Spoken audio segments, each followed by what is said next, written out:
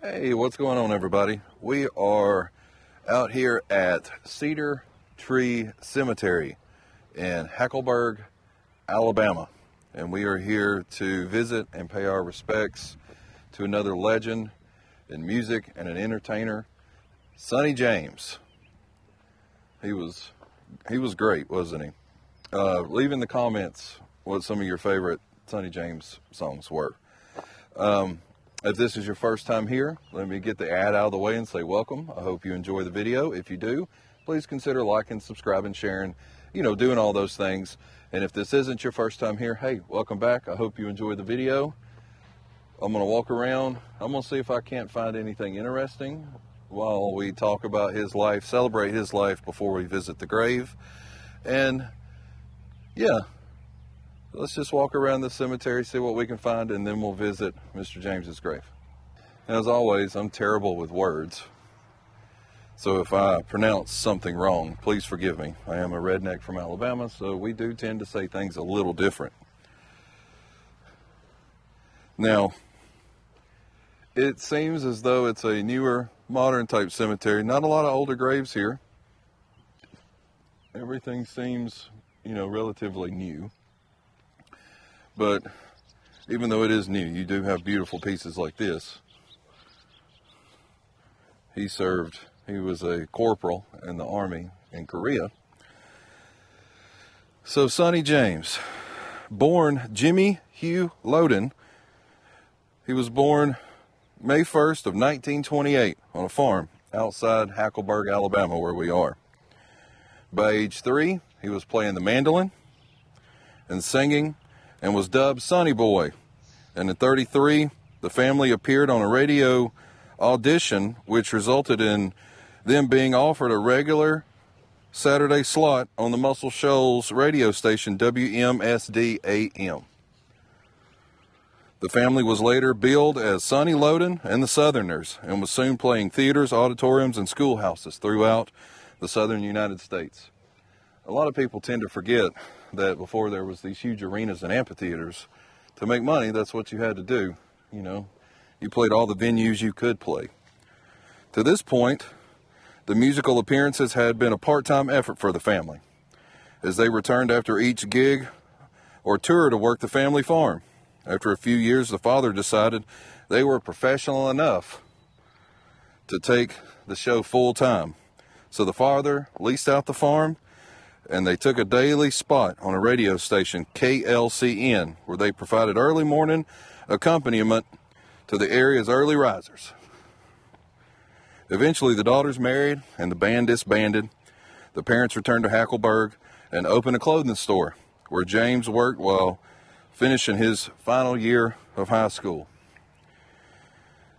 On September of 1950, his career was interrupted by the Korean War, when the Alabama National Guard unit was activated. Which there's some Korean vets in the cemetery. I've already saw one or two, and I wonder if they served together, After military services in Korea, James moved to Nashville, where he spent a week staying with Chet Atkins and his wife, which, cheesy plug, we've already done the grave of Chet. Atkins invited Capitol Records executive Ken Nelson to join them for dinner. James stated, "After dinner, Chet and I began woodshedding on our guitars. We played a few songs I had written. Then Chet turned to Ken and said, 'What do you think, Ken?' And Ken said, 'I'd like to record him.' Nelson asked him to drop his last name professionally, believing there was already several musicians with the name Loden or Loudon or Ludden, and that James would be easier to remember. The smallest child can remember Sonny James," he said. So he released his first studio record as Sonny James. While appearing on Louisiana Hayride, he met musician Slim Whitman. James' performance on stage playing a fiddle and singing throughout a strong crowd response, and Whitman invited him to front for his new touring band. James stayed with Whitman's group for only 2 months when Whitman felt he had to do some club work to keep his income up to be able to pay for his family. The Loden family had only appeared in schoolhouses and such, and Sonny agreed to stay on for a few shows until Whitman could find his replacement. In late 1956, James released Young Love, a 45 RPM single for which he would forever be remembered. As the first teenage country crossover single, it topped both the U.S. country and pop charts in January to February of '57. It sold well over 1 million copies and was awarded a gold disc. Dubbed the Southern Gentleman because of his polite demeanor, he gained more exposure with an appearance on the popular Ed Sullivan Show and Bob Hope Show. In '62, he became a member of the Grand Ole Opry, and a year later signed again with Capitol Records. From '64 to '72, he was a dominant force in country music.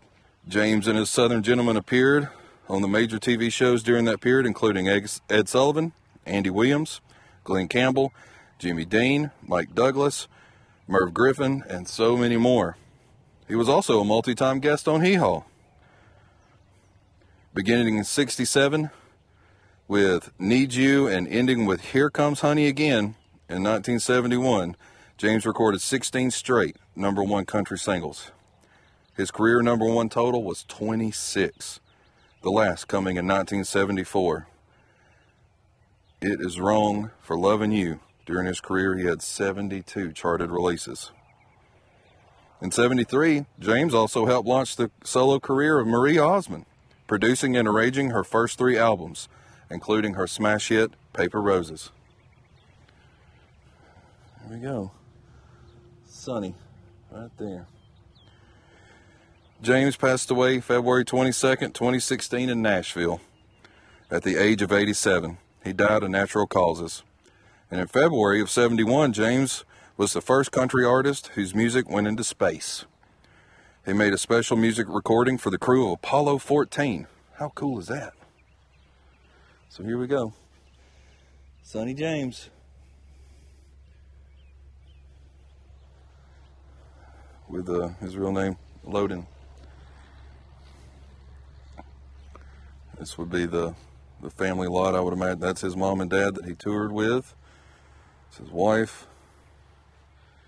Yeah, right there. Sonny James.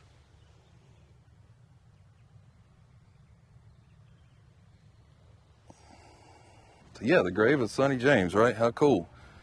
That dude, he was a force to be reckoned with. All of those #1 hits and all of that came together, like, my goodness. Like, it's insane. Like, at that time, too, to be that popular, like, it's a different time in music, right? As far as, like, getting the music out in a different kind of industry. Yeah, that's really cool. So if you made it this far, thank you guys so much. I always say you don't know how much I appreciate it, and I really do.